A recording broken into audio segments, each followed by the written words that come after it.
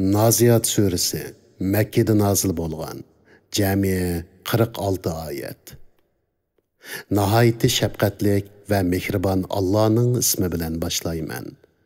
Kuffarlarning jonlarini qattiq tartib olg'uchi farishtalar bilan qasamki, mo'minlarning jonlarini siliq olg'uchi farishtalar bilan qasamki, Allohning amrini osmondan tez ilib tushguchi farishtalar bilan qasamki, mo'minlarning jonlarini ilib jannatga ilgirliguchi farishtalar bilan qasamki, Allohning amri bilan koinotning ishlarini boshqarg'uchi farishtalar bilan qasamki, sizlar cho'qim tirildirsizlar.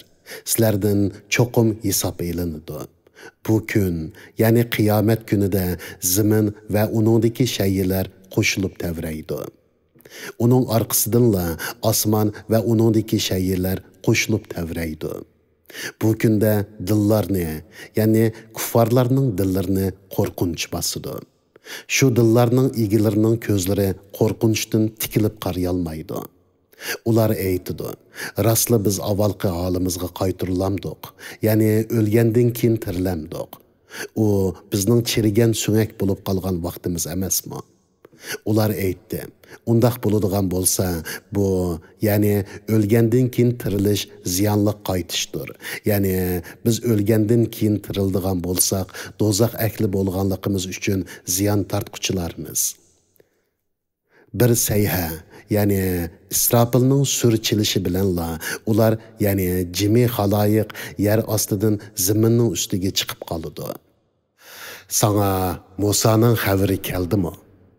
O'z vaqtida uni Parvardigori Tuva nomli muqaddas vodida mundaq deb chaqirdi. Sen Firavunning qishig'i borg'in, u haqiqatan haddidan oshdi. Uningga kufridan va gunohlardan pok bo'lishni xohlamsan. Seni Parvardigorimni tunishga yetaklashimni xohlamsan.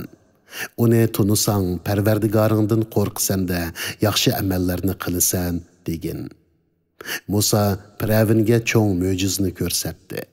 Firavun Allohning payg'ambari Musani inkor qildi va Allohning amriga osiylik qildi.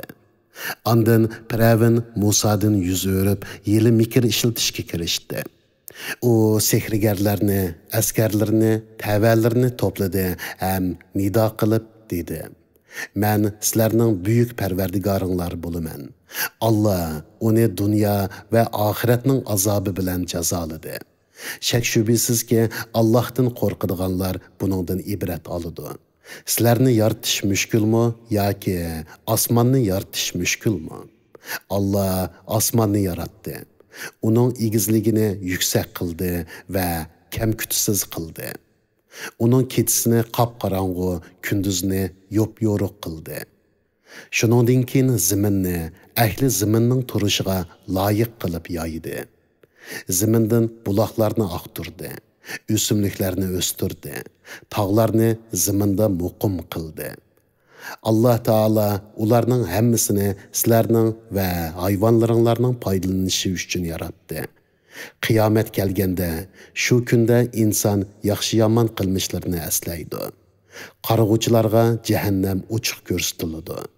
Kimki kufrida, gunohda chekidan oshidi ekan, dunyo tirikchiligini oxiratdan ortiq ko'rdi ekan, uning joyi haqiqatan jahannam bo'ladi. Parvardigoringning oldida so'roqqa tortilishdan qo'rqadigan, o'zini nafsi xohishiga berilishdan, ya'ni harom qilingan narsalardan cheklagan odamga kelsak, haqiqatan uning joyi jannat bo'ladi. Ular sendan qiyomatning qachon bo'lganligini so'raydi. Sen uni qandoqmi bayon qilib bera olaysan? Uni bilish Parvardigoringga xosdir. Sening vazifang faqat qiyomatdan qo'rqadigan odamni ogohlantirishdir. Ular qiyomatni ko'rgan kunda go'yo o'zlarini dunyoda faqat bir kashqurun yoki bir atigan turgandek gumon qiladi.